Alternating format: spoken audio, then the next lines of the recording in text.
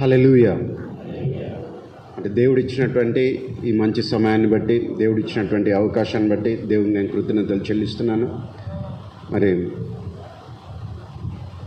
మీ ముందుకు రావడానికి మరొకసారి దేవుడు అవకాశం ఇచ్చాడు. మరి జార్జ్ రాజ్ అంకుల్ గారు మరి ఎంతగానో నన్ను ప్రేమించేవారు. మరి వారితో చాలా షార్ట్గా నా యొక్క పరిచయం ఉన్నప్పటికీ మరి చాలా స్ట్రాంగ్గా ఉండేది, చాలా ఎంకరేజింగ్గా మరి ఆయన యొక్క సజెషన్స్, ఆయన యొక్క గైడెన్స్ ఆయన ఇవ్వడం జరిగింది. మరి ఆయన లేకుండా మరి సర్వీస్కి ఫస్ట్ టైం నేను ఇది అటెండ్ అవుతున్నాను. మరి నన్ను ప్రేమించి మరి నన్ను ఇన్వైట్ చేసినటువంటి మరి పాస్టర్ గారికి, షాలం గారికి మనం ప్రత్యేకంగా వందనాలు చెల్లిస్తున్నాను. అలాగే బ్రదర్ మైకేల్ గారు కూడా ప్రత్యేకంగా నేను వందనాలు చెల్లిస్తున్నాను. మరి తప్పనిసరిగా ఈరోజు దేవుడు మరి అందరి జీవితాల్లో ఒక గొప్ప కార్యాన్ని జరిగిస్తారని మరి నేను నమ్ముతూ చిన్న ప్రార్థనతో ప్రారంభించాలని నేను కోరుతున్నాను. తండ్రి, నీకు వందనాలు, స్తోత్రాలు చెల్లిస్తున్నాను ప్రభువా. దేవా, ఈ ఉదయకాలం వేళ తండ్రి, దేవా మా కొరకు సిద్ధపరిచినటువంటి నీ మాటలను తండ్రి ఈ సమయంలో దేవా నీవే విడుదల చేయమని తండ్రి నన్ను నీ శిలోచారణ మరుగు చేసి తండ్రి నీవే మాట్లాడి ప్రతి ఒక్కరి జీవితాల్లో నీవు సిద్ధపరిచినటువంటి గొప్ప కార్యం జరిగించమని యేసు నామంలో ప్రార్థిస్తున్నాం మా తండ్రి. ఆమేన్, ఆమేన్. ఈరోజుకి స్పెషాలిటీ ఏంటండి? మీరే చెప్పండి ఒకసారి. ఏంటండి? కోతకాల పండుగ. మామూలుగా పండుగ ఉన్నటువంటి సమయంలో ప్రతి ఒక్కరు కూడా ఏం చేస్తారు? క్రిస్మస్ కానీ, లేకపోతే ఈస్టర్ కానీ, లేకపోతే న్యూ ఇయర్ కానీ ఏం చేస్తారు? పిండి వంటలు చేసుకుంటారు, ఇంకా కొత్త బట్టలు వేసుకుంటారు. దాంతోపాటు మీ కుటుంబ సభ్యులు, మీ స్నేహితులు, మీకు తెలిసిన వాళ్ళు, మీ సంఘ సభ్యులు వాళ్ళు కనిపిస్తే వాళ్ళని ఏం చేస్తారా? విష్ చేస్తారా? చేశారా? ఈరోజు చేశారా? మరి ఇది పండుగగా సెలబ్రేట్ చేసుకునేటువంటి సమయంలో మనం సంతోషంగా మరి దాని యొక్క అర్థాన్ని మనం కరెక్ట్గా తెలుసుకునేటువంటి సమయంలో సంతోషంగా దాన్ని మనం సెలబ్రేట్ చేసుకుంటాం. మరి పక్కన వాళ్ళతో తిరిగి ఒకసారి హ్యాపీ హార్వెస్ట్ ఫెస్టివల్ అని ఒకసారి చెప్పండి.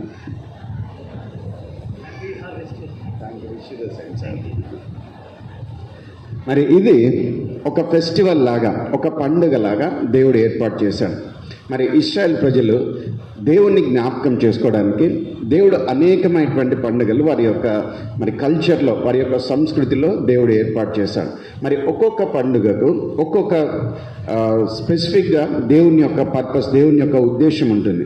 మరి పస్కా పండుగ సమయంలో మరి దేవుడు ఏ విధంగా వారిని కాపాడాడు, దేవుడు వారికి ఏ విధంగా విమోచన కలిగించి క్షేమంగా వారిని తీసుకుని మరి ఐగుప్తుని దాటించి కనానుకు వాళ్ళ ప్రయాణం మొదలుపెట్టాడు అనేది వారి జ్ఞాపకం చేసుకుంటున్నారు.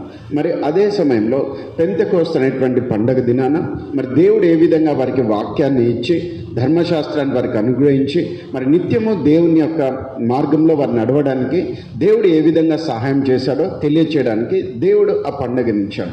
తర్వాత పర్ణశాల పండుగని దేవుడు ఏర్పాటు చేసిన సమయంలో ఈ లోకంలో జీవిస్తున్నటువంటి సమయంలో యాత్రికులుగా, ప్రయాణికులుగా ఉంటున్నాము. మనం ఇక్కడ శాశ్వతంగా ఉండబోవటం లేదు, కానీ మరి స్థిరమైనటువంటి పట్టణం దేవుడు మనకు పరలోక రాజ్యంలో ఏర్పాటు చేశాడని జ్ఞాపకం చేసుకుంటూ వారు కొద్ది దినాలు పర్ణశాలల్లో ఉండడానికి, గుడారాల్లో ఉండడానికి దేవుడు ఏర్పాటు చేశాడు. అదే సమయంలో మరి ప్రథమ ఫలాల పండుగ, మరి కోతకాల పండుగ అన్నది కూడా దేవుడు ఏర్పాటు చేశాడు. దేవుడు చేసినటువంటి మేళ్ళన్నింటినీ కూడా జ్ఞాపకం చేసుకుంటూ మరి దేవుడు ఆ సంవత్సరం అంతా కూడా ఏ విధంగా వారిని కాపాడాడో, వారి యొక్క పంటల్లో కానీ, వారి యొక్క వ్యాపారంలో కానీ, వారి యొక్క కుటుంబంలో కానీ మరి ప్రతి విషయంలో కూడా దేవుడు ఆయా సమయాల్లో మరి కావలసినటువంటి సీజన్స్లో మరి తగిన వర్షాన్ని, తగిన ఎండను పంపిస్తూ మరి నష్టం జరగకుండా దేవుడు ఏ విధంగా కాపాడాడో జ్ఞాపకం చేసుకుంటూ దేవుడు తమకిచ్చినటువంటి దీవెనలో ఉంది మరి కృతజ్ఞతగా తిరిగి దేవునికి చెల్లించడానికి దేవుడు ఈ పండుగను దేవుడు ఏర్పాటు చేశాడు. మరి ఈ పండుగ మరి ప్రపంచంలోని ప్రతి కల్చర్లో కూడా జరుగుతుంది, ప్రతి సంస్కృతిలో కూడా ఇది జరుగుతుంది. కానీ బైబిల్ పరంగా దీన్ని మనం గమనిస్తే మరి అంతకంటే ఉన్నతమైనటువంటి రీతిలో దేవుడు ఏ విధంగా ఇది ఏర్పాటు చేశాడో మనం వాక్యంలో నుంచి మనం చూడబోతున్నాం. మరి ఇందాక చదివినటువంటి వాక్య భాగంలో మరి అనేకమైనటువంటి విషయాలు గలతీయులకు రాసిన పత్రిక 6వ అధ్యాయం 6 నుంచి 10 వచనాల్లో రాయబడుతున్నాయి. మరి అక్కడ ఆత్మ సంబంధంగా విత్తడం అన్న దగ్గర నుంచి నేను మొదలు పెట్టడానికి ఇష్టపడుతున్నాను. మరి దేవుడు ఈ సృష్టిలో ఏది కూడా చేసినా ఆయన కొన్ని నియమాలను, కొన్ని సూత్రాలను మరి ఏర్పాటు చేసి దాని ప్రకారంగా ఆయన జరిగిస్తుంటాడు. దాంట్లో ఒక బలమైనటువంటి సూత్రం ఏంటంటే విత్తుట మరియు కోయుట, విత్తుట మరియు కోయుట. మరి ఏదైతే విత్తబడుతుందో దాన్ని తగ్గట్టుగా కోసే విధంగా దేవుడు ఏర్పాటు చేశాడు.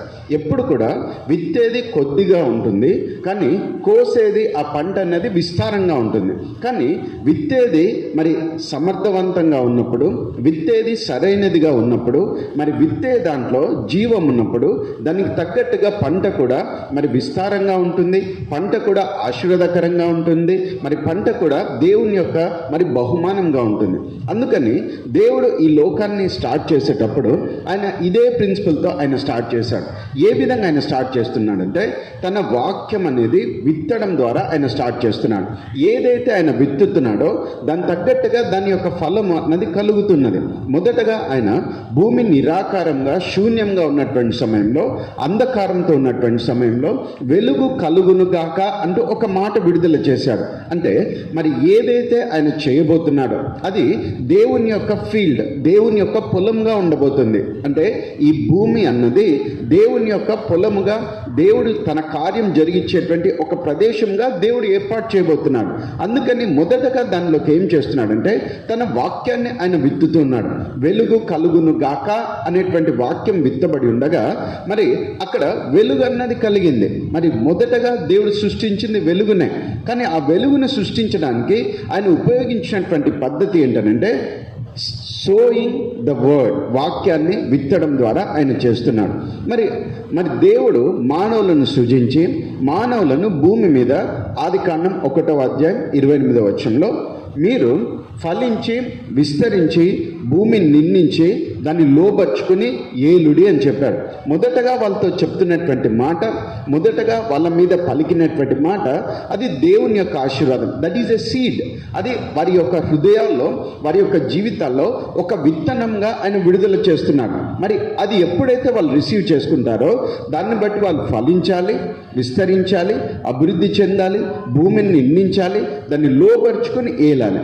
కానీ అవన్నీ కూడా జరగడానికి ఆయన ఏం చేస్తున్నా అంటే మొదటగా వాక్యం అనేటువంటి విత్తనాన్ని ఆశీర్వాదంగా వారి యొక్క జీవితాలపైన విడుదల చేస్తున్నాడు. మరి వారికి ఇచ్చినటువంటి మరి ఆ ప్రదేశాన్ని ఏదేను వనం అన్నారు. కానీ ఆ ఏదేను వనంలో వారు పరిమితం కావాలని దేవుడు ఆగిపోలేదు.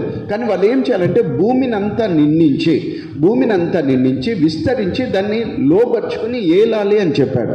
దానికోసం ఆయన మాటనిచ్చాడు. మరి ఆ ప్రిన్సిపల్ని ఆయన వాళ్ళ యొక్క జీవితంలో నెరవేర్చడానికి నెక్స్ట్ వర్స్లోనే మనం చూస్తే ఆదికాండం 1:29 28లో ఫలించమని చెప్తున్నాడు. బీ ఫ్రూట్ఫుల్ అంటున్నాడు. ఫలించమని చెప్పిన తర్వాత 29th ఆయన ఏం చేస్తున్నాడంటే స్పష్టంగా అక్కడ వాక్యంలో రాబడినటువంటి మాట, విత్తనములనిచ్చేటువంటి పండ్ల చెట్లను ఆయన వారికి ఇచ్చాను అని స్పష్టంగా రాయబడింది. ఉందా అక్కడ వాక్యంలో? విత్తనములు ఇచ్చేటువంటి పళ్ళ చెట్లు అంటారు. అంటే ఏ చెట్టు అయినా సరే అది నిజంగా అది ఉపయోగకరంగా ఉందో లేదో తెలియడానికి అది ఎంతగా ఫలిస్తుందన్న దాన్ని బట్టి ఆధారపడి ఉంటుంది. కానీ ఆ ఫలించేటువంటి ప్రతి విత్తనం కూడా, ఫలాన్ని కలిగినటువంటి ప్రతి చెట్టు కూడా తనలో ఏం కలిగిందంటే ఇట్ కంటైన్స్ ఎ సీడ్, విత్తనాన్ని కలిగి ఉంటుంది. అక్కడ ఉండేటువంటి పండు ఒకటే ఉంటుంది. చూడండి, దిస్ ఈజ్ ద సీజన్, సమ్మర్లో. మరి ఇక్కడ మనం చూస్తే ఎగ్జాంపుల్ ఒక వాటర్ మిలన్లో ఒకటే పండు, కానీ ఆ వాటర్ మిలన్లో అనేకమైనటువంటి విత్తనాలు ఉంటాయి. మరి కర్బూజా అంటారా, కలంగడి పండులో మరి అనేకమైనటువంటి విత్తనాలు ఉంటాయి. మరి ఒక్కొక్క విత్తనం ఏం చేయగలదంటే ఒక చెట్టును తీసుకుని రాగలదు. ఒక చెట్టు ఏం చేస్తుందంటే అనేకమైన ఫలాలను తీసుకుని వస్తుంది. అనేకమైనటువంటి ఫలాల్లోంచి అనేకమైనటువంటి విత్తనాలు వస్తాయి. అంటే దేవుని యొక్క ఉద్దేశము విత్తనంలో ఏంటంటే అది విత్తబడాలి, అది ఎదగాలి, అది ఫలించాలి, దాంట్లోంచి విత్తనాలు రావాలి, ఆ విత్తనాలు మళ్ళీ నాటబడాలి, మళ్ళీ అవి ఎదగాలి, అవి ఫలించాలి, దాంట్లోంచి విత్తనాలు రావాలి. అలాగా అది ఒక కంటిన్యూస్గా జరిగేటువంటి ప్రాసెస్గా దేవుడు ఏర్పాటు చేశాడు. అది దేవుని యొక్క ప్రణాళిక, అది దేవుడు చేసేటువంటి పద్ధతి.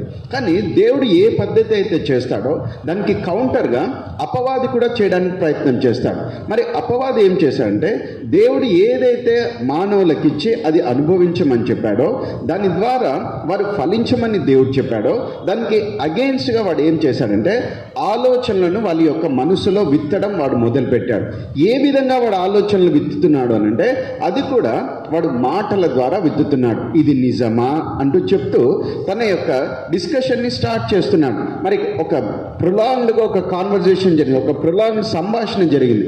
దాంట్లో ఏదైతే దేవుడు చెప్పాడో అది వాళ్ళు నమ్మకుండా ఉండే విధంగా వాళ్ళలో అనుమానాన్ని వాడు విత్తాడు, వాళ్ళలో అవిశ్వాసాన్ని వాడు విత్తాడు. వాడు అవిధేయత చేసే విధంగా వాళ్ళలో ఆలోచనలు అపవాది విత్తడం అనేది జరిగింది. ఎప్పుడైతే ఆ విధంగా అపవాది యొక్క విత్తనాలను వాళ్ళు తీసుకున్నారో, వాళ్ళ హృదయంలోకి రిసీవ్ చేసుకున్నారో, వాళ్ళు పాపం చేయడానికి ముందుకెళ్ళి పాపం చేసి మరి దేవుడిచ్చినటువంటి మహిమలో నుంచి, దేవుడిచ్చినటువంటి ఆశీర్వాదం నుంచి వాళ్ళు బయటికి తరిమివేయబడ్డారు, బయటికి వాళ్ళు వెళ్ళగొట్టబడ్డారు. మరి ఏ నేలైతే సారవంతంగా ఉంటూ వారు దాన్ని సాగు చేయడానికి దేవుడు ఇచ్చాడో, దాని ద్వారా వాళ్ళు దీవించబడ్డానికి దేవుడు ఇచ్చాడో, అది ఏ విధంగా అంటే హార్డ్గా అయిపోయింది, అది కఠినంగా మారింది. మరి దాన్ని కష్టపడి మరి చెమట చిందించి మరి దానిలో ఆయన జీవించాలని అంటూ దేవుని ద్వారా నిర్ణయించబడింది. మరి అంతకుముందు ఫలించేటువంటి సామర్థ్యము, అంతకుముందు సారవంతమైనటువంటి నేల ఇప్పుడు వాళ్ళ ఎనిమిగా మారింది. ఎందుకనంటే బికాజ్ ఆఫ్ సిన్, పాపం వలన, వారు చూపించినటువంటి అవిధేయత వలన. దానికి వెనుక కారణం ఏంటంటే అపవాది వేసినటువంటి తప్పుడు విత్తనాలను వాళ్ళు స్వీకరించడం, అపవాది వేసినటువంటి తప్పుడు విత్తనాలను వాళ్ళలో ఫలించే విధంగా, ఎదిగే విధంగా వాళ్ళు అనుమతిస్తూ ఒక తప్పుడు నిర్ణయాన్ని వారు తీసుకోవడాన్ని బట్టి. అందుకని దాన్ని తిరిగి క్యాన్సిల్ చేయడానికి, దేవుడు తన యొక్క కార్యాన్ని తిరిగి మొదలు పెట్టడానికి, తిరిగి వాళ్ళ యొక్క జీవితంలో ఫలం అన్నది రావడానికి, తన యొక్క ఉద్దేశం తిరిగి నెరవేర్చడానికి యేసయ్య ఏం చేశాడంటే వాక్యమైనటువంటి దేవుడు ఈ లోకానికి ఆయన శరీరధారిగా వచ్చాడు. హల్లెలూయా. శరీరధారిగా ఆయన ఈ లోకంలోనికి వచ్చిన తర్వాత పాపానికి ఫలితంగా మరణం అన్నది ఉన్నది, పాపానికి ఫలితంగా మరి శిక్ష అన్నది ఉన్నది. దాన్ని ఆయన అనుభవించడానికి ఆయన్నే ఒక విత్తనంగా మారాడు, ఆయన్నే ఒక గోధుమ గింజగా మారాడు. ఆ గోధుమ గింజగా ఒక విత్తనంగా మారి ఆయన తన ప్రాణాన్ని అర్పించి ఆయన భూమి యొక్క అడుగు భాగాలకు ఆయన వెళ్ళాడు. లిటరల్గా చెప్పాలంటే ఆయన పాతి పెట్టబడ్డాడు. ఆయన పాతి పెట్టబడ్డాడు ఎక్కడంటే ఎర్త్లో ఆయన పాతి పెట్టబడ్డాడు, భూమిలో ఆయన పాతి పెట్టబడ్డాడు. ఎప్పుడైతే ఆయన పాతి పెట్టబడుతున్నాడో ఆ సమయంలో ఏ శాపం అయితే ఉందో, మరి ఏ విధమైనటువంటి పాపానికి సంబంధించినటువంటి ఫలితం ఉందో అదంతా కూడా తను స్వీకరించాడు, గోధుమ గింజగా స్వీకరించి ఆయన మరణించాడు. కానీ ఆయనలో ఉన్నటువంటి ప్రత్యేకత అంటే ఈ సోయింగ్ అండ్ రీపింగ్ అనేటువంటి ప్రిన్సిపల్లో ఎప్పుడైనా సరే సరిగ్గా అయినటువంటి విత్తనము సరిగ్గా విత్తబడితే అది మరణించదు. అది ఏం చేస్తుందంటే మరలా జీవాన్ని తీసుకుని వస్తుంది. కొంత సమయం అది కనిపించదు, కొంత సమయం లోపల ఏం జరుగుతుందో తెలియదు, భూమి యొక్క అడుగు భాగాల్లో ఏం జరుగుతుందో, నేలలో అడుగు భాగంలో ఏం జరుగుతుందో తెలియదు. కానీ కొంత సమయం గడిచిన తర్వాత అది చిన్న మొలకగా వచ్చి దాంట్లోంచి మళ్ళీ ఎదగడం స్టార్ట్ అవుతుంది. హల్లెలూయా. యేసయ్య ఆ విధంగా గోధుమ గింజగా ఆయన తన ప్రాణాన్ని అర్పించి ఆయన పాతి పెట్టబడ్డాడు. కానీ పునరుత్థానుడై సమస్తాన్ని జయించి ఆయన తిరిగి లేచాడు. ఆమేన్. అందుకని ఇప్పుడు ఆయన ఏమవుతున్నాడనంటే శరీరధారిగా వచ్చిన వాక్యము ఇప్పుడు మరి ఆత్మస్వరూపిగా వాక్యంగా మనందరి జీవితాల్లో పనిచేసే విధంగా ఆయన తన రక్షణ వాక్యాన్ని విడుదల చేస్తున్నాడు. ఆయన తన రక్షణ సువార్తను ఆయన ప్రకటింపచేస్తున్నాడు. ఎప్పుడైతే పాపం ద్వారా మన యొక్క ఆత్మలు మరణించినటువంటి స్థితిలో, మృతమైనటువంటి స్థితిలో, జీవం లేకుండా, ఫలింపన్నది లేకుండా మరి ఆగిపోయినటువంటి అణిచివేయబడినటువంటి స్థితిలో ఉంటున్నాయో అప్పుడు యేసుక్రీస్తు యొక్క జీవం కలిగినటువంటి వాక్యంను రిసీవ్ చేసుకుంటుండగా మరి వాక్యానికి డిఫరెంట్ నేమ్స్ అంటూ ఇవ్వబడుతూ ఉంటాయి. మరి అందులో ఇవ్వబడినటువంటి ఒక నేమ్ ఏంటంటే స్పోరా అనేటువంటి ఒక వర్డ్ ఇవ్వబడింది. స్పోరా అనేటువంటి వర్డ్ అంటే సీడ్కి రూట్. అదే అంటే వాక్యాన్ని రిసీవ్ చేసుకుంటున్నప్పుడు విత్తనాన్ని రిసీవ్ చేసుకుంటున్నామని. ఎక్కడ ఇప్పుడు నేల అంటే మన యొక్క హృదయమే ఒక నేల. ఆ నేలలోకి ఆ వాక్యాన్ని రిసీవ్ చేసుకున్నప్పుడు దేవుని వాక్యం అనేటువంటి బీజం ఎలా ఉంటుందంటే 1 పేతురు 1వ అధ్యాయము 22, 23 వచనంలో రాయబడింది. అది అక్షయమైనటువంటి వాక్యం అనేటువంటి బీజం. అది ఎప్పుడు కూడా శాశ్వతంగా ఉండేది అని రాయబడింది. అదేవిధంగా జీవము కలిగినటువంటి వాక్యం అనేటువంటి బీజం, అది ఎప్పుడు కూడా క్షయం కాదు, అంటే నశించిపోదు, ఎప్పుడు కూడా శాశ్వతంగా ఉంటుంది. మరి ఎప్పుడు కూడా జీవాన్ని కలిగి ఉంటుంది. దేవుని జీవం అన్న దానికి ఎప్పుడు కూడా డిస్ట్రక్షన్ అన్నది ఉండదు, నాశనం అన్నది ఉండదు. అది క్షయం అన్నది ఎప్పుడు కూడా కాదు, చెడిపోదు, కుళ్ళిపోదు, నాశనం కాదు. అటువంటి వాక్యాన్ని ఆయన ఇస్తున్నటువంటి సమయంలో మన యొక్క హృదయంలో దాన్ని మనం రిసీవ్ చేసుకుంటుండగా అప్పుడు ఏమవుతుందంటే మన యొక్క హృదయము తిరిగి జన్మిస్తుంది. ఆమేన్. తిరిగి జన్మించి ఫలించడానికి యోగ్యమైనటువంటి రీతిలో మార్చబడుతుంది. అందుకని యేసయ్య ఒక సింపుల్గా కొన్ని పారబుల్స్ చెప్తాడు. ప్రజలకు అర్థమయ్యేటువంటి రీతిలో కొన్ని సులభతరమైనటువంటి ఉపమానాలను చెప్తాడు. దాంట్లో ఒక ఉపమానం ఏంటంటే విత్తువాని యొక్క ఉపమానం అని. మరి ఎవరు విత్తువాడు అంటే యేసు ప్రభువే, మనుష్య కుమారుడు అని పిలువబడుతున్నటువంటి యేసు ప్రభువే విత్తువానిగా ఉంటున్నాడు. ఆయన విత్తుచున్నటువంటి ఆ విత్తనం ఏంటంటే దేవుని వాక్యాన్ని ఆయన విత్తుతున్నాడు. మరి సువార్తను ఆయన మన యొక్క హృదయాల్లో విత్తుతున్నాడు. కానీ ఆ వాక్యము ఎప్పుడు బలంగా ఉంటుంది, ఎప్పుడు ఫలిస్తుంది, ఎప్పుడు కూడా శక్తివంతంగా ఉంటుంది, ఎప్పుడు కూడా జీవం కలిగి ఉంటుంది. కానీ 4 రకాలైనటువంటి నేలల గురించి అక్కడ తెలియచేయబడుతుంది. ఒక నేల ఏ విధంగా ఉందంటే త్రోవ పక్కన పడినటువంటి నేల అంట. ఆ త్రోవ పక్కన పడినటువంటి నేలలో విత్తనం అయితే సేమ్ అదే, కానీ దాంట్లో ఏమవుతుందనంటే ఆకాశ పక్షులు వచ్చేసి త్రోవ పక్కన పడినవి ఎత్తుకుని పోతాయంట. తర్వాత ఇంకొక రెండవ నేల ఉంది. అదేంటంటే అది రాతి నేలగా ఉంటుంది. ఆ రాతి నేలలో మరి అది పడుతుంది, విత్తనం అనేది నాటబడుతుంది, కానీ అది లోతుగా వెళ్ళదు, కేవలం పైన మాత్రమే ఉంటుంది. కాబట్టి అది ఎప్పుడైతే సూర్యరశ్మి తగులుతుందో దాన్ని బట్టి అది పనికి రాకుండా పోతుంది. యాక్చువల్గా సూర్యరశ్మి తగిలినప్పుడు అది ఇంకా ఫలించడానికి సన్లైట్ అనేది ఇంకా ఉపయోగపడుతుంది. కానీ లోతుగా విత్తనం లేనందున అది పనికి రాకుండా పోతుంది. మరి ఇంకొక నేల ఉందంట, అది మంచి నేలనే, కానీ దాంట్లో ముళ్ళ పొదలు, గచ్చ పొదలు పెరిగినందున మరి వాక్యం అన్నది ఎదగకుండా, ఫలించకుండా అది ఆపివేస్తున్నాయి. తర్వాత 4వ రకమైనటువంటి నేల గురించి అక్కడ రాయబడుతున్నది. అది మంచి నేల అంటూ రాయబడుతున్నది. ఏంటి ఆ మంచి నేల అని అంటే ఆ వాక్యం విత్తబట్టినటువంటి సమయంలో శ్రద్ధగా విని దాన్ని జాగ్రత్తగా స్వీకరించి దానికి తగినటువంటి జాగ్రత్తలు తీసుకుంటూ పదే మళ్ళీ నీటి సరఫరా చేస్తూ మరి తగిన సమయం కోసము ఓపికతో ఎదురు చూస్తూ ఉండేవాళ్ళు.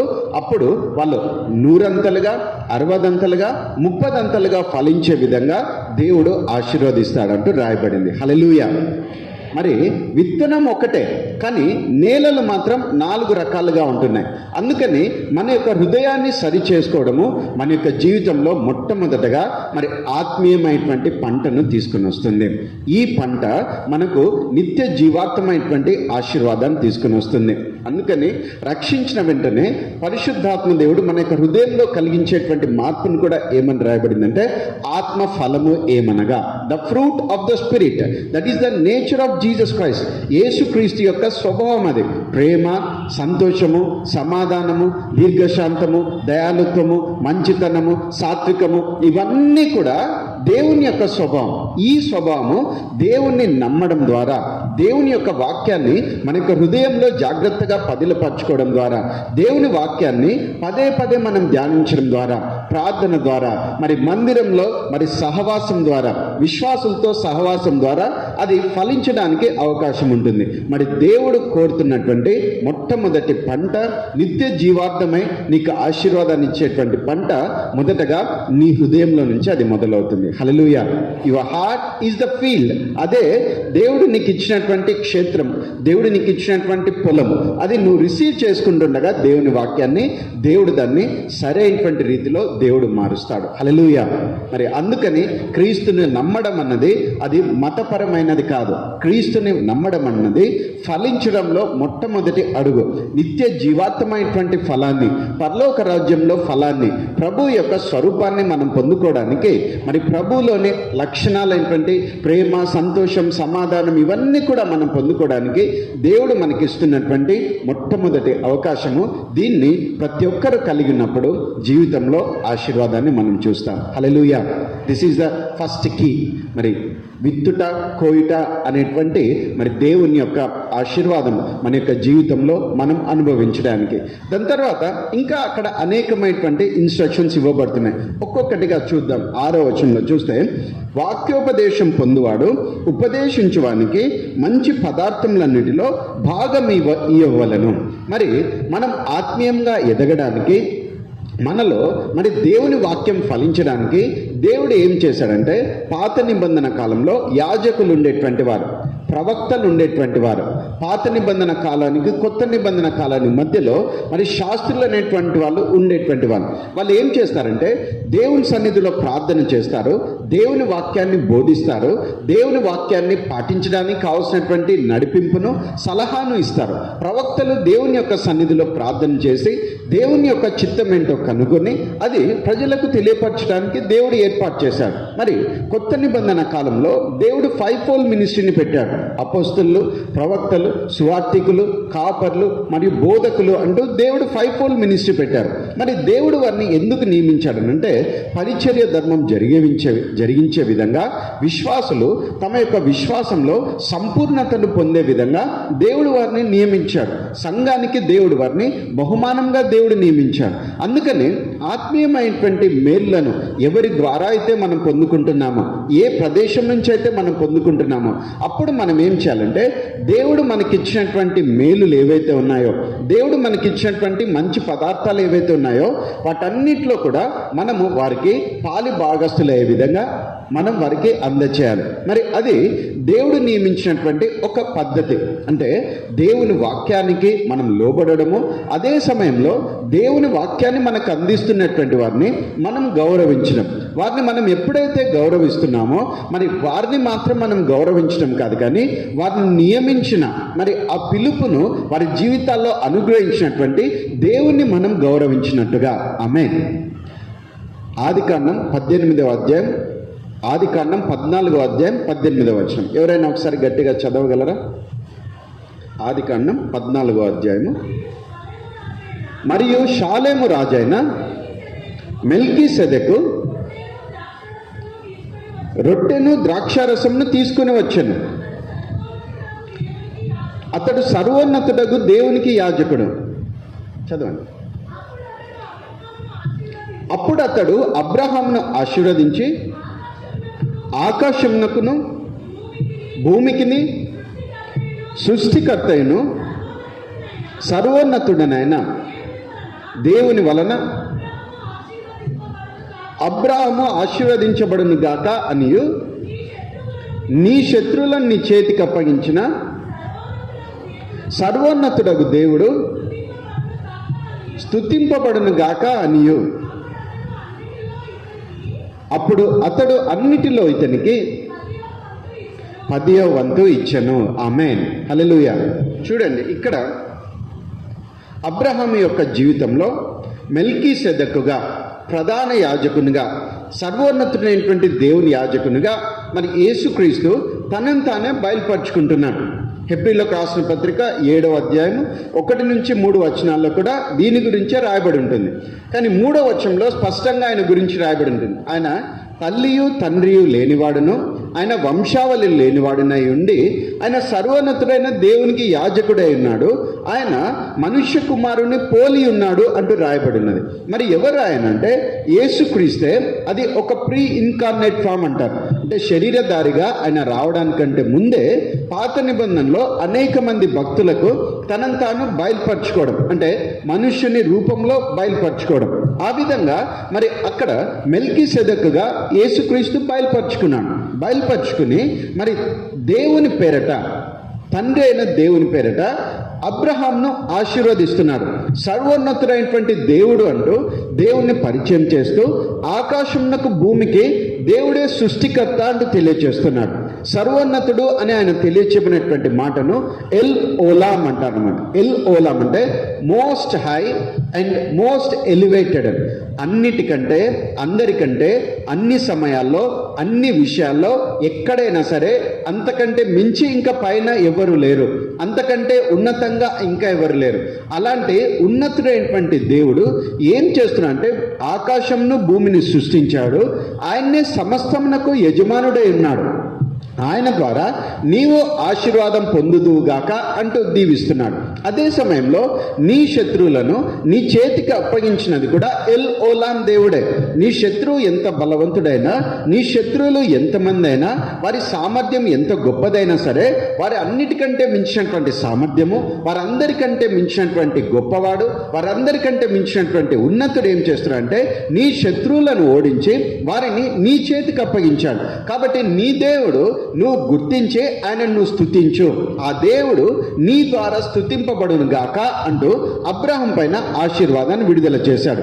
దేవుడే సృష్టికర్త అంటూ తెలియపరుస్తున్నాడు, దేవుడే యజమానుడు అంటూ తెలియపరుస్తున్నాడు, దేవుడే విజయం ఇచ్చేటువంటి వాడు అని తెలియపరుస్తున్నాడు. మరి ఆ దేవుడు నిన్ను ఆశీర్వదిస్తుండగా ఆ దేవుణ్ణి నీవేం చేయాలంటే స్తుతించాలి అంటూ అబ్రహాముకు తెలియజేస్తున్నాడు. ఎప్పుడైతే ఆ సత్యము అబ్రహాం అర్థం చేసుకున్నాడో దేవుణ్ణి స్తుతించడానికి ఆయన ఒక పద్ధతిని ఆ సమయంలో ఎన్నుకున్నాడు. దేవునికి ఆరాధన చెల్లించడానికి, దేవునికి కృతజ్ఞత చెల్లించడానికి ఆయన ఒక పద్ధతిని ఆయన ఆ సమయంలో సెలెక్ట్ చేసుకున్నాడు. ఏం చేశాడంటే తనకున్న వాటన్నిటిలో కూడా ఆయన 10వ వంతును, 10వ భాగంను మెల్కీసెదెకుకు ఆయన ఇవ్వడం జరిగింది. హల్లెలూయా. మరి కొంతమంది 10వ భాగం అనే విషయం వచ్చే లోపల అఫెండ్ అయిపోతూ ఉంటారు, దాని గురించి వాళ్ళు బాధపడుతుంటారు, దాని గురించి వాళ్ళు డిస్టర్బ్ అవుతారు. ఎందుకు ఇవన్నీ చెప్తున్నారు, ఇవన్నీ కూడా పాత నిబంధనకు సంబంధించింది కదా అని. పాత నిబంధన అంటే ఎగ్జాక్ట్గా మనం ఎక్కడి నుంచి ఆరంభించగలమంటే ధర్మశాస్త్రాన్ని మరి దేవుడిచ్చినటువంటి సమయం నుంచే. కానీ ధర్మశాస్త్రానికంటే ముందుగా దాదాపుగా 430 సంవత్సరాలకు ముందే అబ్రహాంకు సువార్త ప్రకటించబడింది అంటూ గలతీయులకు రాసిన పత్రిక 3వ అధ్యాయంలో రాయబడింది. అబ్రహాము ఏ విధంగా దేవుని నమ్మాడంటే అబ్రహాము దేవుని యొక్క కృపను, మంచితనాన్ని గుర్తించాడు ధర్మశాస్త్రానికంటే ముందే. మరి అదే సమయంలో అబ్రహాం ఏం చేస్తున్నాడంటే ఎవ్వరూ చెప్పడానికంటే ముందే, ధర్మశాస్త్రం నియమించబడ్డానికంటే ముందే ఆయన అంటే వాలంటరీగా, అంటే తనంతటకు తానే దేవుని యొక్క మంచితనాన్ని, దేవుని యొక్క సన్నిధిని గుర్తించి, దేవుని యొక్క గొప్పతనాన్ని గుర్తించి, దేవుడు నన్ను ఆశీర్వదించి విజయం ఇచ్చాడు అని గుర్తించి ఆయన మొట్టమొదటగా 10వ భాగాన్ని ఇచ్చినట్లుగా మన వాక్యంలో చూస్తున్నాం. హల్లెలూయా. అది లా కంటే ముందుగానే ఉంది, అది ధర్మశాస్త్రానికంటే ఇంకా ముందుగానే అబ్రహాము వాలంటరీగా స్టార్ట్ చేశాడు. అంటే తనంతట తానే స్వచ్ఛందంగా మొదలుపెట్టాడు. మరి ఏమైనా అంత స్పష్టంగా ఇవ్వడానికి కారణం ఏంటంటే అక్కడ మెల్కీసెదెకుగా వచ్చింది ఎవరంటే యేసు ప్రభువే వచ్చాడు. మరి యేసు ప్రభు అబ్రహాం ఇచ్చినటువంటి ఆ వెండి, బంగారము, లేకపోతే ఇంకేమన్నా ఆభరణాలు ఉంటే అవన్నీ తీసుకుని వెళ్ళి ఆయన ఉపయోగించుకుంటాడా? లేదు. అవన్నీ తీసుకుని ఆయన ఏం చేసుకుంటాడు? ఆయన మనుష్యునిగా అయితే వాటిని వాడుకోవడానికి అవకాశం ఉంటుంది. కానీ ఆయన సర్వోన్నతుని దేవుని యాజకుడు, పరలోకంలో ఉన్నటువంటి మరి దేవుని మందిరానికి సంబంధించినటువంటి యాజకుడు. కానీ అవన్నీ మెటీరియల్గా ఆయన తీసుకోవడం మాత్రమే కాదు, కానీ దాని వెనుక ఏం చేస్తున్నా అంటే అబ్రహాం యొక్క హృదయం ఎలా ఉన్నదని దేవుడు చూస్తున్నాడు. హల్లెలూయా. మరి అబ్రహాం అంతగా ఇన్స్పైర్ అవ్వడానికి కారణం ఏంటంటే మెల్కీసెదెకుగా వచ్చినప్పుడు ఆయన మొట్టమొదటగా ఆశీర్వాదాన్ని విడుదల చేయడానికంటే ముందుగా రొట్టెను ద్రాక్షరసాన్ని ఇచ్చాడు. రొట్టెను ద్రాక్షరసాన్ని ఇచ్చాడు. మరి ఆ రొట్టె ద్రాక్షరసం అన్నది కలువరి సిలువలో యేసుక్రీస్తు చేయబోయేటువంటి బలియాగానికి అది ఒక సాదృశ్యం. ఆయన యేసయ్య పస్కాను ఆచరిస్తూ థర్స్డే నైట్ లాస్ట్ సప్పర్ అంటారు. మరి ఆ సమయంలో ఆయన తన యొక్క శరీరానికి, తన యొక్క రక్తానికి సాదృశ్యంగా రొట్టెను ద్రాక్షరసాన్ని తన యొక్క శిష్యులకు ఇచ్చి, ఇది నేను అనేకుల పాపముల కొరకై, నేను వారి క్షమాపణ కొరకై చేయబోతున్నటువంటి కొత్త నిబంధన రక్తము అని చెప్తాడు. ఇది నా శరీరము అని చెప్తాడు. సిలువలో ఆయన చేయబోయేటువంటి బలియాగానికి అది ఒక సాదృశ్యమైనటువంటి రీతిలో ఆయన వాళ్ళకు అప్పగిస్తాడు. కానీ మొట్టమొదటి కమ్యూనియన్, మొట్టమొదటగా యేసుక్రీస్తు యొక్క శరీరానికి రక్తానికి సదృశ్యంగా రొట్టెను ద్రాక్షరసాన్ని దేవుడు ఎవరికి అందించాడంటే అబ్రహాంకి అందించాడు. అందుకని అబ్రహాము అంటే తనున్నటువంటి సిచ్యువేషన్కి బియాండ్గా ఆయన చూడగలిగాడు. కేవలం ఆ యొక్క యుద్ధానికో, కేవలం ఆ సమయానికో, కేవలం ఆ పరిస్థితులకో దాటి ఆయన స్పిరిచువల్ డైమెన్షన్ ఆయన చూడగలిగాడు. ఆత్మీయమైనటువంటి ప్రపంచాన్ని ఆయన చూడగలిగాడు.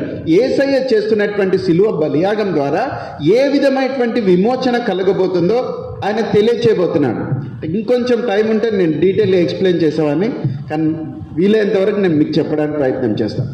అబ్రహాము మరణించిన తర్వాత ఎక్కడ ఆయన ఉన్నాడంటే పరదేశు అనేటువంటి ప్రదేశంలో ఉన్నాడు. దానికి ఒక పేరు ఏంటంటే అబ్రహాము ఒడి అనేటువంటి పేరు అక్కడ రాయబడింది. అక్కడ మరి ఒక అగాధం అన్నది ఉన్నది. మరి అక్కడ ఉన్నటువంటి పాతాళానికి పరదేశుకు మధ్యలో ఒక అగాధం అన్నది ఉన్నబడింది.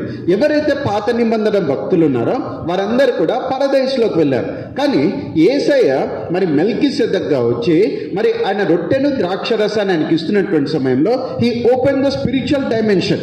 అప్పుడు యేసయ్య సిలువలో ప్రాణం అర్పించిన తర్వాత ఆయన విత్తనంగా విత్తబడిన తర్వాత ఆయన భూమి యొక్క అడుగు భాగంలో ఆరోహణమయ్యను అని రాయబడింది. అంటే చెరను చెరగా కొనిపోవడానికి ఆయన భూమి యొక్క అడుగు భాగాల్లోకి వెళ్ళాడు. వెళ్ళిన తర్వాత అక్కడ మరణం అనేది చెరగా ఉన్నది. వారు పరదేశంలో ఉన్నప్పటికీ కూడా అది అడుగు భాగాల్లోనే ఉన్నది. కానీ ఆయన దాన్ని పట్టుకుని ఆయన వారికి విమోచన కలిగించి తన రక్తం ద్వారా మరి కావలసినటువంటి పాప క్షమాపణ నుంచి వాళ్ళని పరలోకానికి తీసుకుని వెళ్ళాడు. హల్లెలూయా.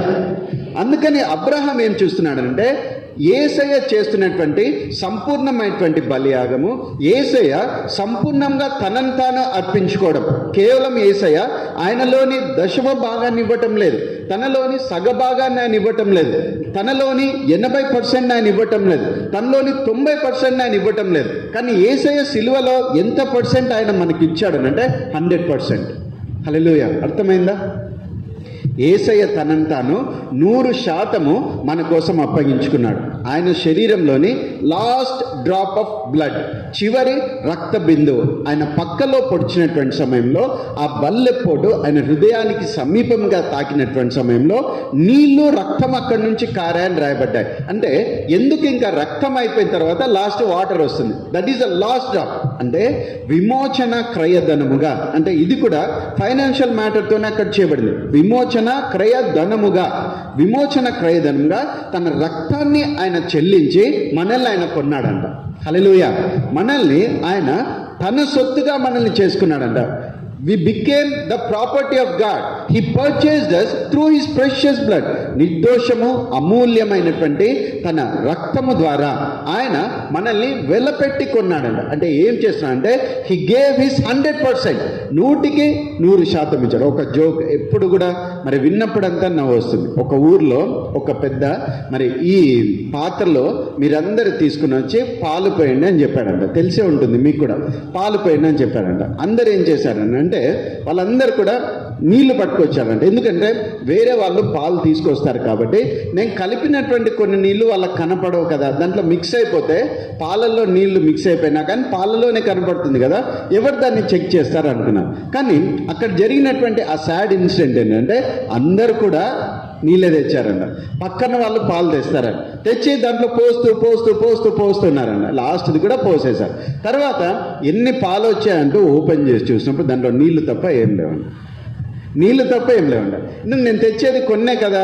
అంటే 100 మంది ఉన్నారనుకోండి, 99 మంది పాలు తెస్తే నేను తెచ్చినటువంటి నీళ్లు దానిలో కలిసిపోతాయి కదా. కానీ తీరా చూస్తే 100 మంది తెచ్చింది కూడా నీళ్ళే తీసుకొచ్చారు. అంటే దట్ షోస్ దేర్ హార్ట్, వాళ్ళ యొక్క హృదయం.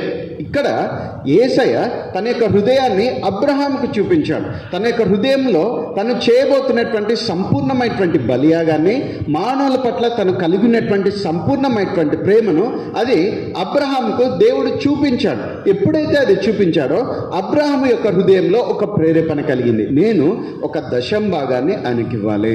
కానీ ఆ 10వ భాగం కూడా 100% దేవుందే. అవునా కాదా? పక్కన వాళ్ళు అవునా కాదా అని. అవునా కదా? 100% కూడా దేవుందే. దేవుడిచ్చిన సమయము, దేవుడిచ్చిన అవకాశము, దేవుడిచ్చిన ఆరోగ్యము, దేవుడిచ్చిన చదువు, దేవుడిచ్చిన జ్ఞానము, దేవుడిచ్చిన వ్యాపారము, దేవుడిచ్చినటువంటి ప్రతిదీ కూడా, దేవుడిచ్చిన సామర్థ్యం, ప్రతిదీ కూడా మరి ఎగ్జామ్స్ అప్పుడు దేవా పాస్ చేయని అడుగుతారు, దేవుడు పాస్ చేస్తాడు, సాక్ష్యం చెప్తారు. జాబ్ విషయంలో మరి దేవా నాకు జాబ్ అని అడుగుతారు. లేకపోతే బిజినెస్ స్టార్ట్ చేస్తుంటే దేవా నాకు రోజు సక్సెస్ ఇవ్వంటారు. లేకపోతే పని అంటే దేవా నాకు పని ఇవ్వని అడుగుతారు. ఏదైనా సరే దేవుని అడిగి దేవుని దగ్గర నుంచి మనం అది రిసీవ్ చేసుకున్న తర్వాత దాంట్లో నుంచి తిరిగి మనం దేవునికి మరి కొంత ఇవ్వగలిగితే అదేమవుతుందంటే దేవుణ్ణి మనం రికగ్నైజ్ చేయడం, ఆయన యొక్క మరి మంచితనాన్ని, ఆయన యొక్క గొప్పతనాన్ని, ఆయన యొక్క సార్వభౌమత్వాన్ని మనం గుర్తించడం, దాన్ని తిరిగి దేవునికి కృతజ్ఞతగా చెల్లించడం. కానీ అబ్రహాం ఆ విధంగా చెల్లించడంతో ఏమైందో తెలుసా? తర్వాత అధ్యాయంలో చూస్తే ఆ సమయంలో అబ్రహామును మించినటువంటి రిచ్ పర్సన్ ఆ రోజుల్లో ఎవ్వరు కూడా లేరు. ఎందుకు ఆ విధంగా జరిగిందంటే బికాస్ ఆఫ్ హిస్ హార్ట్. ఆయన హృదయము ధనం పైన కాదు, కానీ ఆయన హృదయము దేవుని పైన ఎప్పుడు కూడా ఉంది, దేవునికి ఇవ్వడం పైన ఎప్పుడు కూడా ఉంది, ఇతరులకు సహాయం చేయడం పైన ఎప్పుడు కూడా ఉంది. అందుకని అతడు ఆశీర్వాదాన్ని పొందుకుంటూనే ఉన్నాడు. అంత మాత్రమే కాకుండా మరి హెబ్రీలకు రాసిన పత్రిక 7వ అధ్యాయం 4వ వచనం నుంచి రాయబడింది. ఆ పారాగ్రాఫ్ అంతా ఏమంటుందంటే, అబ్రహాము కడుపులో ఇంకా అప్పుడుగా ఉన్నటువంటి లేవీకి సంబంధించి కూడా అబ్రహాం అప్పుడే దశంభాగం ఇచ్చేశాడని.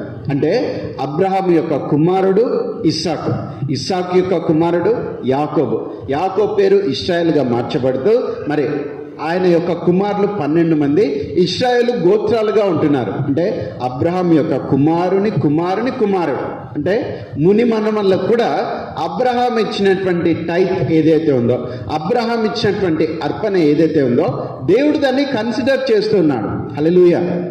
ధారాళమైనటువంటి హృదయం కలిగి ఉండడము, దేవునికి ఇవ్వడానికి ఆసక్తి కలిగి ఉండడము, అది దేవుడిచ్చేటువంటి హృదయం. అది కేవలము మనకు మాత్రమే కాకుండా అది తర్వాత తరాలకు కూడా అది ఆశీర్వాదకరంగా ఉంటుంది.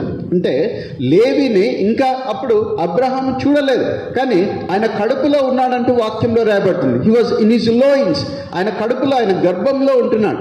ఆయనకు సంబంధించి కూడా ఆయన పే చేశాడు. అందుకని అది తర్వాత తరములకు ఆశీర్వాదకరంగా దేవుడు దాన్ని మార్చాడు. హల్లెలూయా. ఇది దేవుడు ఇచ్చేటువంటి ఆశీర్వాదం. అందుకని రెండోదిగా మనము మన యొక్క జీవితాల్లో ఫలించడానికి, అన్ని విషయాల్లో ఫలించడానికి దేవునికి ఇవ్వడం అన్నది మనం ఎప్పుడైతే నేర్చుకుంటామో అప్పుడు మన యొక్క జీవితంలో ఆశీర్వాదాన్ని చూస్తాం. మరి ఎవరికి ఇవ్వాలన్నప్పుడు అక్కడ స్పష్టంగా రాయబడుతుంది.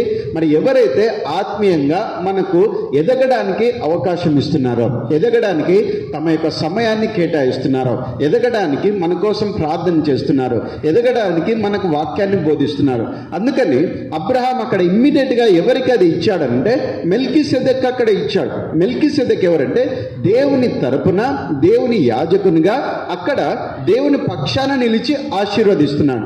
అందుకనే అతనికి ఇవ్వడం అనేది జరిగింది. అందుకని ఏ మందిరంలో అయితే దేవుడు నిన్ను నాటాడో, ఏ బోధలో అయితే నువ్వు ఎదుగుతున్నావో అది నీకు ఆశీర్వాదకరంగా నువ్వు రిసీవ్ చేసుకుని అక్కడ విత్తినప్పుడు, అక్కడ దేవునికి కృతజ్ఞతగా నువ్వు చెల్లించినప్పుడు అది నీకు, నీ తరములకు అది ఆశీర్వాదకరంగా ఉంటుంది. ఆమేన్. హల్లెలూయా. మరి ఇంకా కొన్ని విషయాలు మనం చూసి మరి ముగిద్దాము. కొరింథీయులకు రాసిన రెండో పత్రిక 9వ అధ్యాయము 10వ వచనం. విత్తువానికి విత్తనమును, తినుటకు ఆహారమును దయచేయు దేవుడు మీకు విత్తనమును దయచేసి విస్తరింపచేసి మీరు ప్రతి విషయంలో పూర్ణోదార్య భాగ్యం గలవారన్నట్లు మీ నీతి ఫలములు వృద్ధి పొందించును. ఆమేన్. మరి ఎప్పుడైతే విత్తాలనేటువంటి ఆలోచన కలిగిందో, ఎప్పుడైనా చూడండి, దేవుడు నువ్వు ఎంత ఇస్తున్నావు అన్నదాన్ని చూడడు, కానీ ఎంత పర్సెంటేజ్ ఇస్తున్నావు అన్నది దేవుడు చూస్తాడు. ఒక పేద విధవరాలు ఉంది. ఆమె ఏం చేసిందంటే 2 కాసులు తీసుకుని వచ్చి మరి కానుకల పెట్టెలో ఆమె వేసిందంట. మిగతా వాళ్ళందరూ, ఆ రోజుల్లో కరెన్సీ అంటే కాయిన్స్ ఉండేవి. అందుకని అక్కడ ఉన్నటువంటి ధనవంతులు వాళ్ళు ఎంతగా వేస్తున్నారో ఆ చప్పుడు వచ్చే విధంగా దాంట్లో వేసేవారు. అంటే ఇప్పుడు చూడండి, 1 రూపీ కాయిన్కి ఒక సౌండ్ వస్తుంది, 5 రూపీస్ కాయిన్స్కి ఒక సౌండ్ వస్తుంది, 10 రూపీస్ కాయిన్ ఒక సౌండ్ ఉంటుంది. అప్పుడు వాళ్ళకు ఉన్నటువంటి ఆ కరెన్సీ ప్రకారము ఆ కాయిన్స్ వచ్చి దాంట్లో వేసేవాళ్ళు. గలగల గలగలగల సౌండ్ ఎక్కువ వచ్చింది అనుకోండి, ఎక్కువ వాళ్ళు వేసినట్టు. టక్ టక్ అని సౌండ్ వచ్చింది అనుకోండి, అంటే మీకు అర్థం కావాలని చెప్తున్నాను అంతే. టక్ టక్ అని సౌండ్ వస్తే తక్కువ వేసినట్టు. మరి అందుకని వాళ్ళు తమ గొప్పతనాన్ని చూపించుకోవడానికి వచ్చి ఆ కాయిన్ బాక్స్లో వాళ్ళు వేసేటువంటి వాళ్ళు. కానీ అక్కడ ఏం జరుగుతుంది, యేసయ్య అబ్జర్వ్ చేస్తున్నాడు, ఎవరు ఎంతగా వేస్తున్నారని అబ్జర్వ్ చేస్తున్నాడు. కానీ అందరూ వేసిన దాంట్లో ఒక పేద విధవరాలు వేసినటువంటి ఆ 2 కాసులు మీలో ఇక్కడ ఉన్నటువంటి వారు అందరికంటే ఆమె ఇచ్చింది ఎక్కువ అని చెప్పారు. మరి ఎలాగ ఎక్కువ అవుతుందంటే ఆ 2 కాసులు ఏవైతే ఉన్నాయో అవి ఒక దినానికి సరిపడినటువంటి అది డబ్బులు, అంటే ఒక డైలీ వేజెస్, అది అంటే దినసరి కూలి అనుకోండి. అది ఆ రోజు ఆమె సంపాదించిన దాంట్లో తీసుకుని వచ్చి ఆమె వేసింది. అంటే ఎంత పర్సెంట్ ఆమె వేసిందంటే 100% ఆమె వేసింది. ఆమె ఇచ్చింది 2 కాసులే, కానీ ఆమెకున్న వాటిలో ఆమె వేసింది 100% ఆమె వేసింది. వేరే వాళ్ళు ₹1,00,000 వాళ్ళు వేసిండొచ్చు, కానీ వాళ్ళకు ఒకవేళ ₹1,00,00,000 ఉన్నాయనుకోండి, దాంట్లో వాళ్ళు ఇచ్చింది అది ఎంత అంటే కేవలం 1% మాత్రమే అవుతుంది, 1% మాత్రమే అవుతుంది. ఈమెకు ఉన్నటువంటి కొద్దిలో ఆమె సంపూర్ణంగా ఆమె ఇచ్చేసింది. చాలామంది ధనవంతులు వారికి ఉన్నటువంటి అధికంలో కొంచెం మాత్రమే ఇచ్చారు. అందుకని అది యేసయ్య దృష్టిలో ఆమె ఇచ్చింది విలువైనదిగా, గొప్పదిగా కనపడింది. దాన్ని బట్టి ఏమవుతుందంటే మీ నీతి ఫలములు వృద్ధి పొందించును అని చెప్పబడుతుంది. విత్తేవానికి విత్తనాన్ని దేవుడు ఇస్తాడంట. విత్తడానికి నీకు హృదయం ఉన్నప్పుడు, విత్తడానికి నీకు దేవుని ప్రేరేపణ నీకు అర్థమైనప్పుడు, నువ్వు అడిగినప్పుడు దేవుడు నీకు విత్తనాన్ని ఇస్తాడు. నా దగ్గర ఏమీ లేదు కదా అంటే నువ్వు ఏం విత్తాలో అది దేవుడు నీకు ఇస్తాడు. విత్తనానికి విత్తనం ఇచ్చిన తర్వాత దేవుడు ఏం చేస్తాడంటే భుజించడానికి ఆహారం ఇస్తాడు. అంటే నీ యొక్క ప్రతిదిన అవసరత కూడా ఆయన తీసుకుంటాడు అని. అంటే ఎవ్రీడే ఏ అవసరత నీకు వస్తుందో, భోజనానికి సంబంధించి, ఇంటి ఖర్చులకు సంబంధించి, కుటుంబ అవసరాలకు సంబంధించి ఏదైతే అవసరం ఉంటుందో దానికి సంబంధించి భుజించడానికి ఆహారాన్ని ఇస్తాడని చెప్తున్నాడు. అంత మాత్రమే కాకుండా ఆయన మిమ్మల్ని ఇంకా ప్రతి విషయంలో కూడా వృద్ధి పొందించును, విస్తరింపచేయును అని రాయబడింది. కేవలం వాటికి మాత్రమే పరిమితం కాకుండా భవిష్యత్తుకు సంబంధించి ప్రతి ప్రణాళికలో కూడా దేవుడు వృద్ధి పొందిస్తాడంటూ దేవుడు వాగ్దానాన్ని అనుగ్రహిస్తున్నాడు. హల్లెలూయా. మరి ఎక్కడి నుంచి అది మొదలవుతుందంటే హృదయంలో నువ్వు విత్తాలి అనేటువంటి ఒక చిన్న తీర్మానం తీసుకోవడాన్ని బట్టి. చూద్దాం ఇంకొన్ని మాటలు మనం చూద్దాం. 6వ వచనంలో మనం చూద్దాం, అదే అధ్యాయం 9:6. కొంచెంగా విత్తువాడు కొంచెంగా పంటను కోయును, సమృద్ధిగా విత్తువాడు సమృద్ధిగా పంట కోయును అని విషయమై చెప్పవచ్చును. 7వ వచనం, సనుగు కొనుకయు బలవంతంగా కాకయు ప్రతివాడును తన హృదయంలో నిశ్చయించుకున్న ప్రకారము ఇయ్యవలెను. దేవుడు ఉత్సాహంగా ఇచ్చేవారిని ప్రేమించును. ఆమేన్.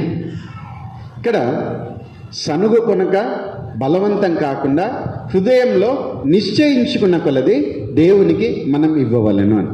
ఎప్పుడైతే అవి ఇస్తామో దేవుడు చెప్తున్నటువంటి, దేవుడు అందరినీ ప్రేమిస్తాడు, కానీ దేవుడు కొందరిని ప్రత్యేకంగా ప్రేమిస్తాడంట. ఎవరిని దేవుడు కొందరిని ప్రత్యేకంగా ప్రేమిస్తాడంటే అక్కడ వాక్యంలో రాయబడుతున్నటువంటి మాట, ఎవరిని?